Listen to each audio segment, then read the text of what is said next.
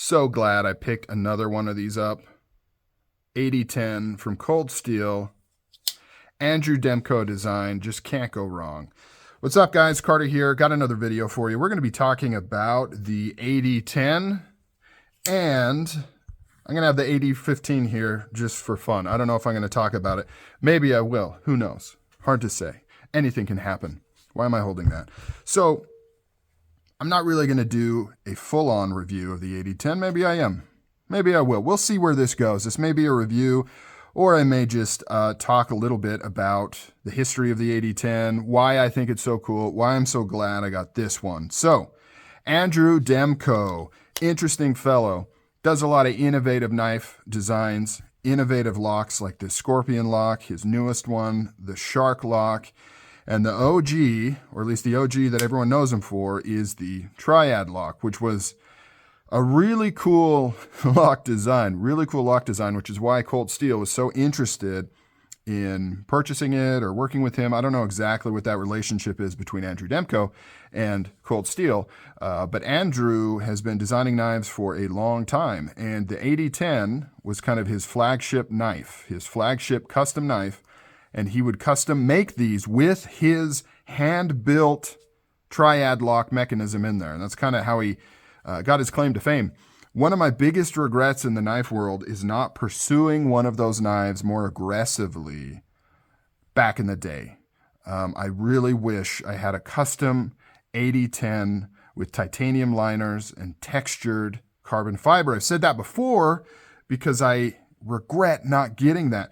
And I didn't necessarily have an opportunity to. It's not like one presented directly to me at like a good price and I passed it up. But I for sure could have put more effort into finding one. I for sure could have put more effort into just getting on his books when you could get on his books for the AD10. I just let it slip through my fingers. And unfortunately, they've only gotten more difficult to get and more expensive to get, and I just don't ever see it happening. So this is the next best thing for me, is something like this. Now, I owned the original AD10 from Cold Steel when it first came out, when it had I don't think it was stonewashed. I think it was a satin blade. It had the hollow ground blade, which I didn't much care for.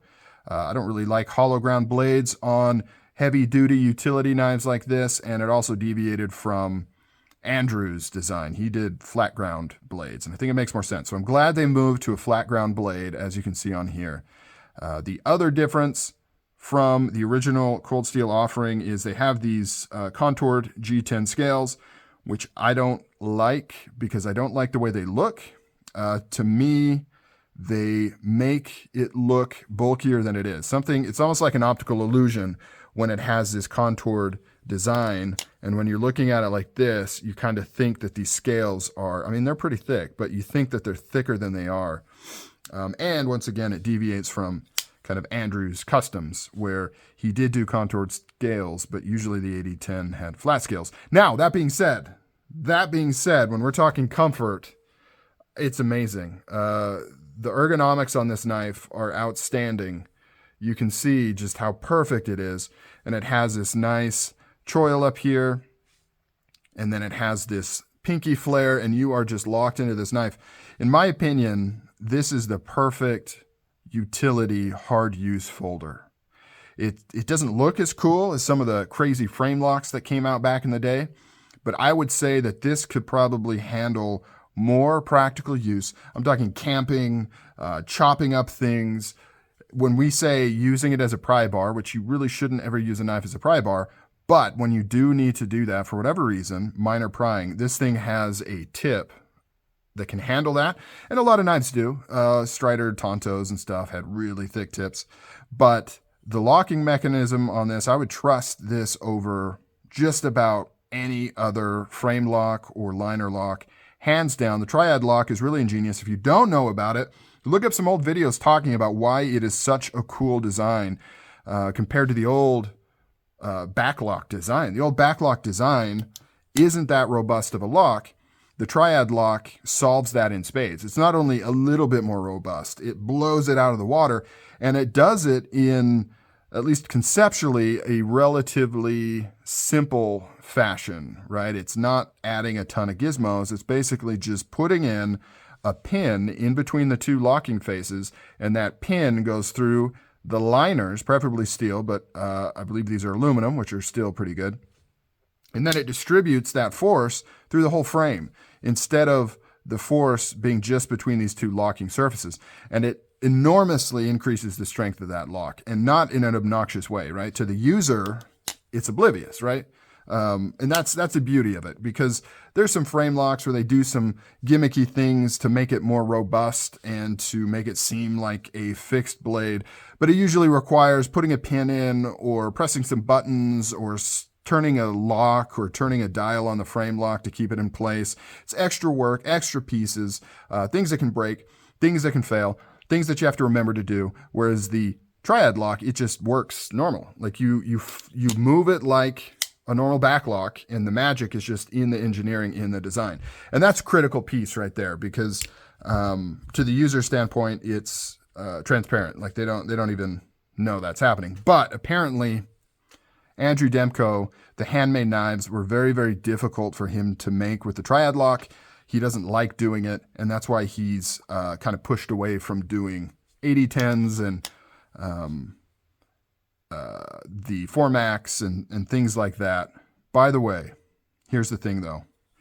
Here's the deal with custom, my history with the custom. I was on the books for a Formax, a custom Formax back in the day. I was on the books for it. It was getting close. His books weren't actually even that long out, and I canceled it. And I regret that one for sure, but I canceled it for a decent reason. The configuration I had picked was the Formax with the stonewash blade and contoured tan handles.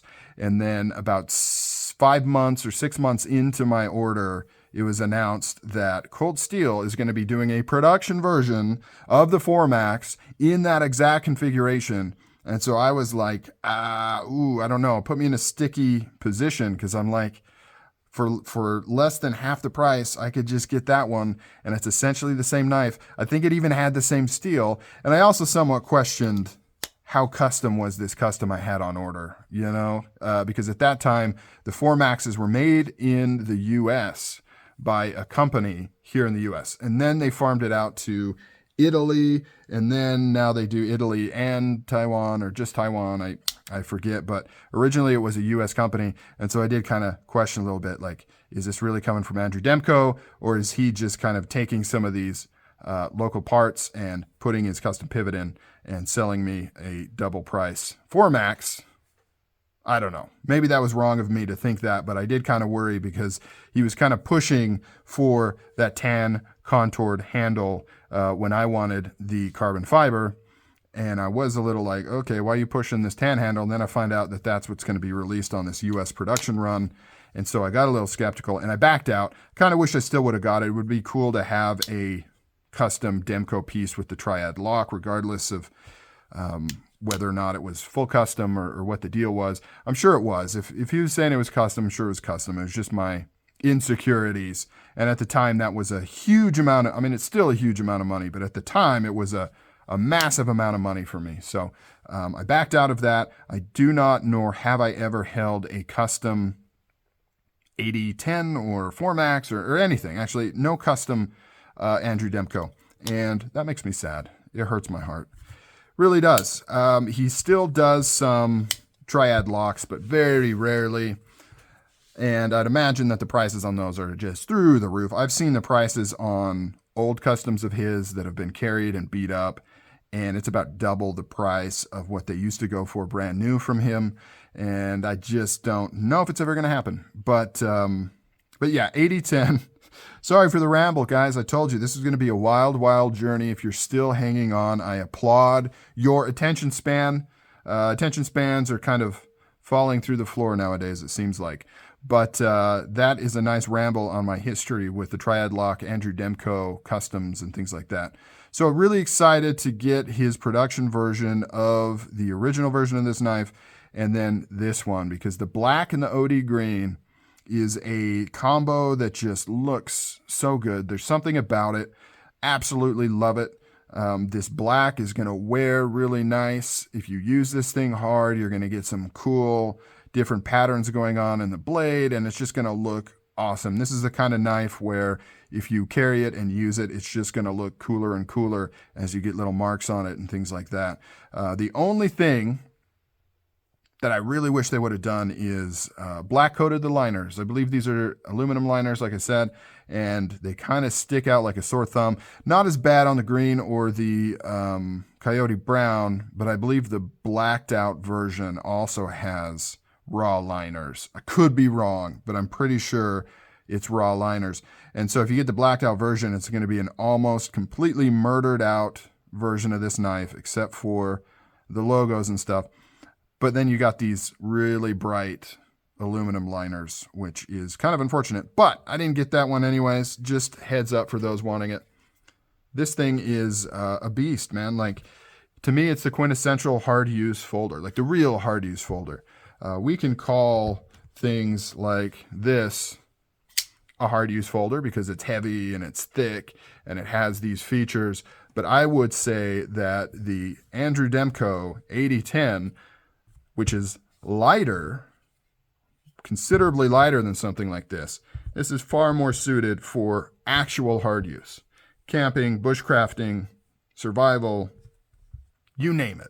This is the one to get. Black coated blade will help prevent any rust, which shouldn't be an issue with S35, but even if it is, you can get this thing wet. You can gut some fish with it. It's a good utilitarian all-around blade. You've got this nice belly on here.